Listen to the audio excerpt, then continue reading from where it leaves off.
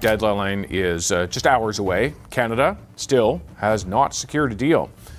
That means Canada could face a 35% blanket tariff from the U.S. starting tomorrow on products not covered by our free trade deal.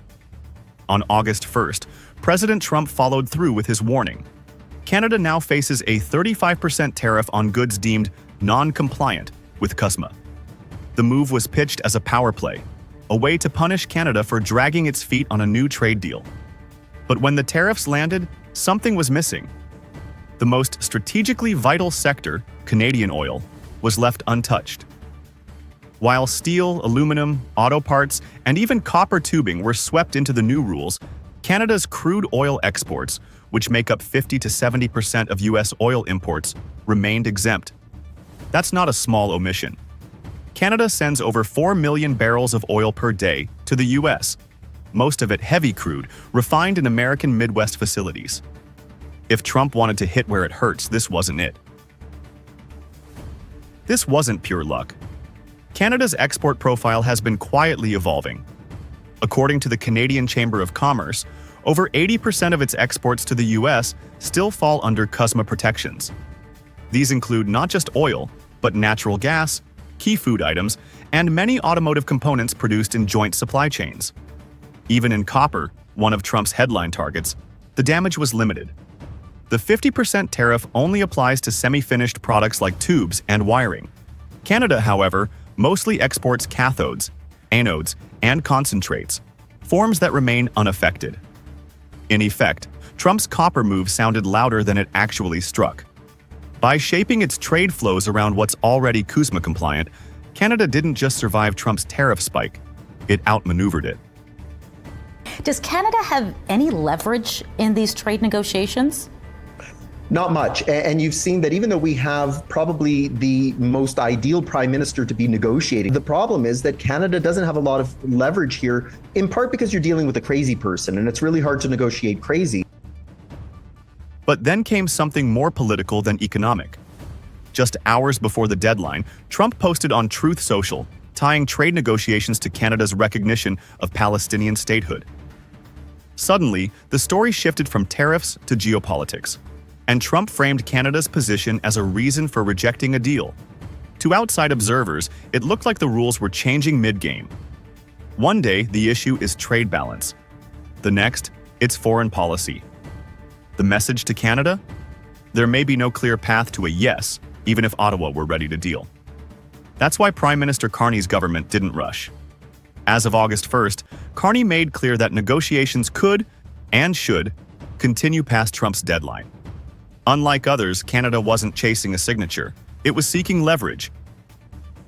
Canada right now, due to its CUSMA deal, kind of has a better deal than that already. And so if Canada were to face that 15% tariff across the board, well, that would not be a good deal at all for Canada. And so they're better to take their time and continue to try and effort a deal that will be better for our country. Trump's administration may have expected panic, but what it got was calculation.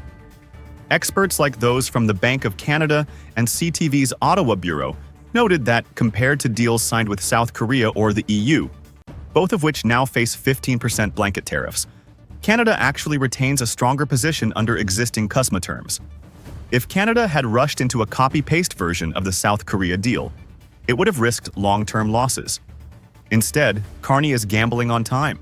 And time, in this case, buys options, not only to negotiate better terms, but to maintain strategic sectors like energy and defense.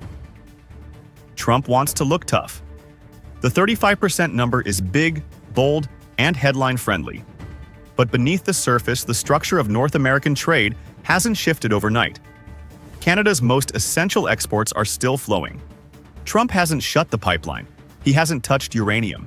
He hasn't even disrupted cross-border electricity grids. Canada still has cards. The question isn't whether it can endure the pressure, it's whether Trump has played his strongest hand too early. Yeah, so August 1st is going to come. We haven't really had a lot of luck with Canada. We have the confines of a deal with China, but we haven't really, we don't have a deal with Canada. It's the middle of summer, but the temperature between the United States and Canada has never been colder. Just days ago, President Trump signaled something few expected to hear. The U.S. may no longer be interested in reaching a new trade agreement with Canada. Instead, he hinted that tariffs alone might do the job. The message was simple: Washington is done waiting. As he boarded Air Force One for a trip to Scotland, Trump's decision marked a turning point. With the self-imposed August 1st deadline fast approaching, the United States is preparing to hit Canadian goods with a 35% tariff unless a new deal is signed. But on the other side of the border, Canada isn't blinking. Prime Minister Mark Carney and his team made their stance clear. Canada will not sign a bad deal, no matter the pressure. At the heart of the current standoff is a paradox. The Canada-US-Mexico Agreement, or CUSMA, is still in force. Under this agreement, over 90% of Canadian exports to the US face zero tariffs, assuming they comply with rules of origin. But the reality on the ground is shifting. Section 2, 32 tariffs on steel, aluminum, copper, and auto parts remain in place with some rates as high as 50%. And now, with the threat of an across-the-board 35% tariff, Canada faces a second layer of economic pressure that exists outside the CUSMA framework. These measures have had a chilling effect on Canadian industries and raised questions about whether the U.S. is still honoring the spirit of its trade commitments. I think the president is trying to up a little pressure on Canada. We saw this in the case of Japan as well. So I think he's still posturing a little bit, trying to create an environment where Canada might be willing to give up a little bit more. This isn't the first time Trump has used tariffs as leverage, but this time, Canada isn't giving in. The Prime Minister's position is supported by provincial premiers and trade officials. Their consensus, a rushed deal made to avoid a tariff deadline, is more dangerous than no deal at all. Trade Minister Dominic LeBlanc echoed this view after high-level meetings in Washington, emphasizing that any agreement must deliver long-term stability for Canadian workers. Meanwhile, Carney continues to resist short-term pressure tactics, arguing that Canada needs structural guarantees, not just temporary relief. So Canadian companies that sell things to the United States, almost 30% of them are now redirecting to other countries. So they're starting to diversify who they trade with. The political battle is spilling over into the economy. According to a July 2025 report by the Canadian Chamber of Commerce, nearly 30% of Canadian exporters have already begun shifting trade away from the US, and 37% of companies say they are now sourcing components and inputs from non-US suppliers. This isn't just a short-term pivot. For many firms, it reflects a deeper shift in trust. After decades of economic integration, Canadian businesses are hedging their bets, diversifying markets, reducing reliance on American buyers, and building more resilient supply chains. And that may eventually cost the US too, because when Canada rewires its trade model, America loses not just a customer, but a partner. So why isn't Canada racing to sign something before August 1st? The answer lies beyond the headlines. In 2026, CUSMA faces a mandatory joint review, an opportunity to revise, restructure, or even renegotiate the entire agreement. For Carney, that review is the real battleground. And to enter it from a position of strength, Canada cannot afford to settle now. Sources close to Ottawa suggest the government is preparing a broader economic security framework for future negotiations, one that ties defense cooperation, Arctic sovereignty, and clean energy into the trade equation.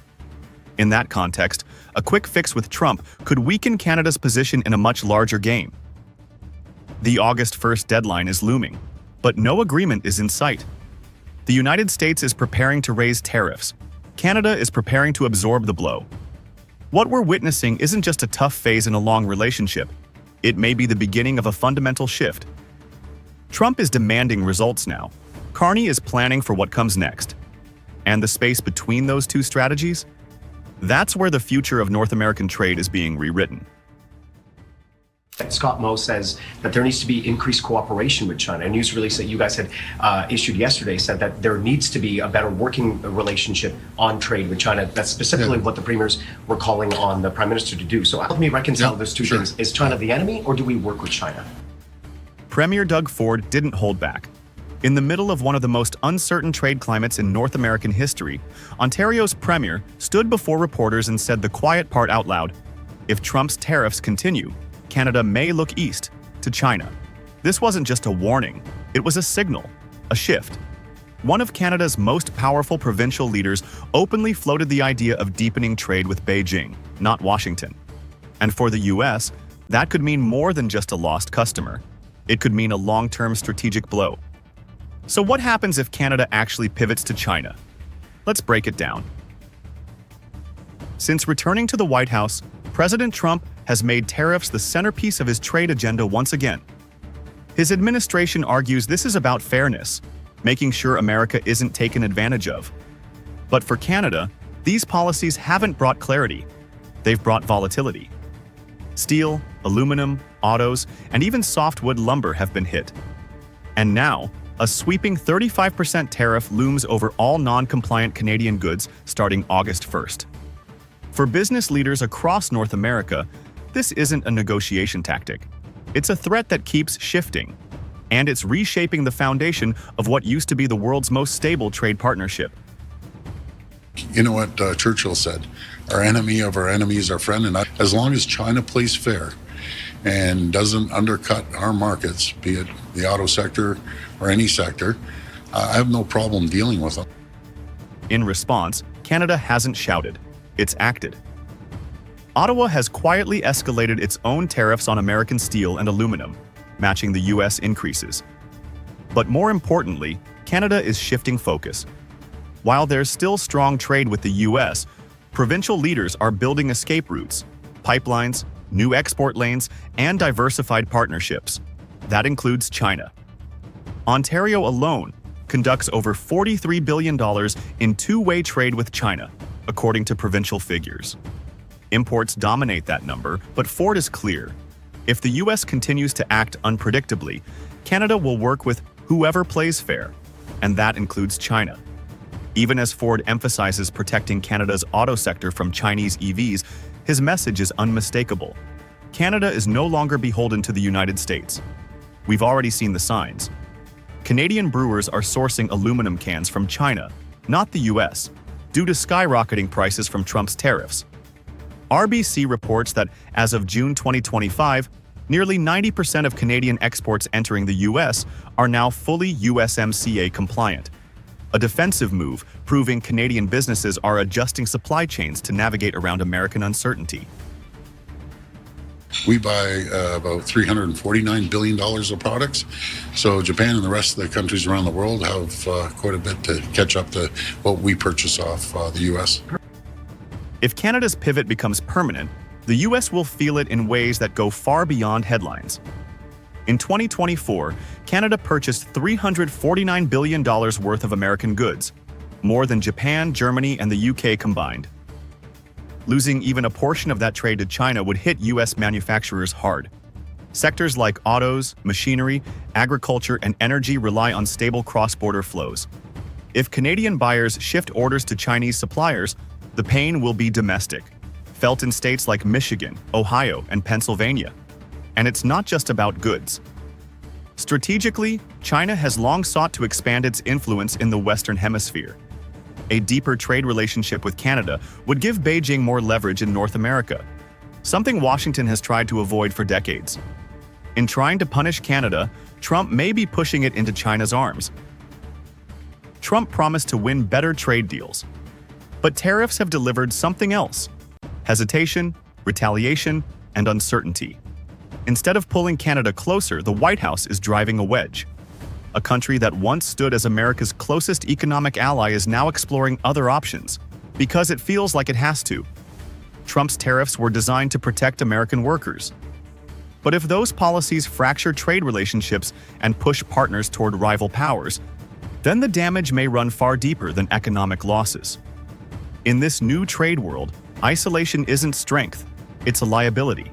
And for the US, the question isn't whether tariffs backfire, it's how long we're willing to pretend they didn't.